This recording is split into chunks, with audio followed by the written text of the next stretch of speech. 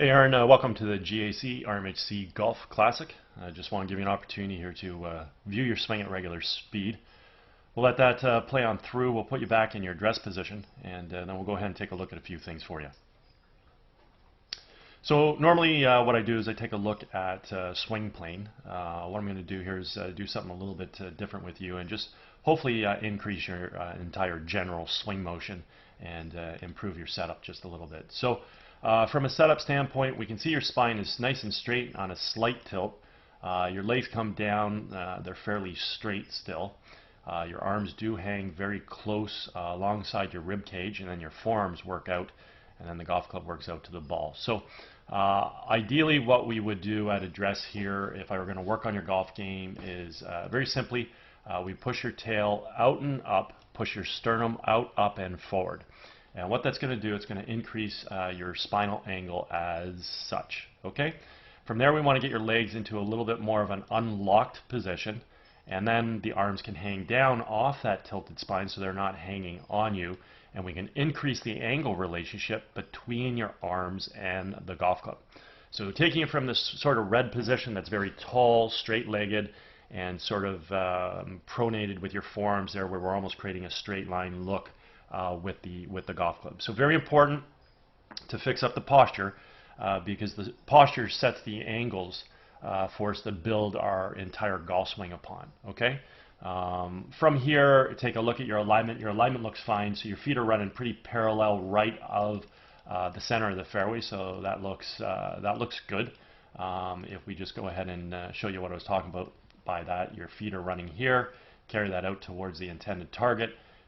Club face theoretically is supposed to run parallel left of your feet, and if that was the case, as such, we're pretty much set up right down the center of the fairway. So at this point in time, let me just go ahead and do a little split screen comparison with you and Chella Choi. We'll flip her over to left-handed. Okay, so let's just take a look at the posture I was talking about, the angles that Chella is creating on the left side of the screen. And again, we'll get rid of these lines because I don't really need to take a look at them. And then notice the relationship between her arms and the golf club, and just that subtle more of an angle that we're creating between the wrists and the forearms and the club in here, where again, as I said with you, it's almost virtually a straight line here. Okay. From this vantage point, when we draw a golf club back, I mean, there's a few key things we want to do. We basically want to draw our hands back by turning our shoulders, and we want to create some really good wrist hinge into play.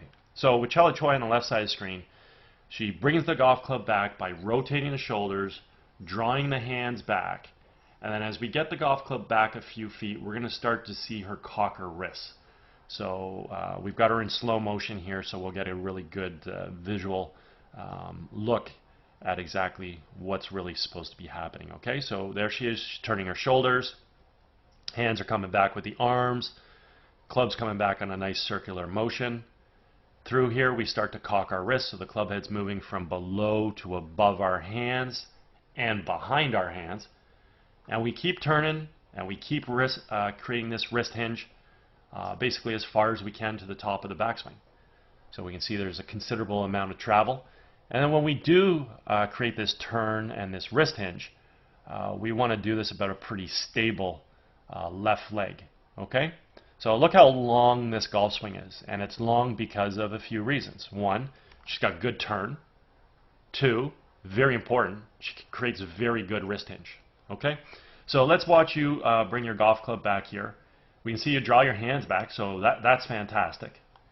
You're turning your shoulders a little, but then all of a sudden we sort of stop, and there's no wrist hinge. So because there's no wrist hinge, we're not creating club travel, so the backswing is going to be very short.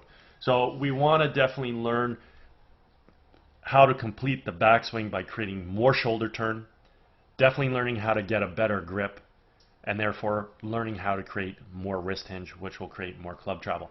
The other thing I don't want you to do here as you're bringing the golf club back is don't take a step with your right foot.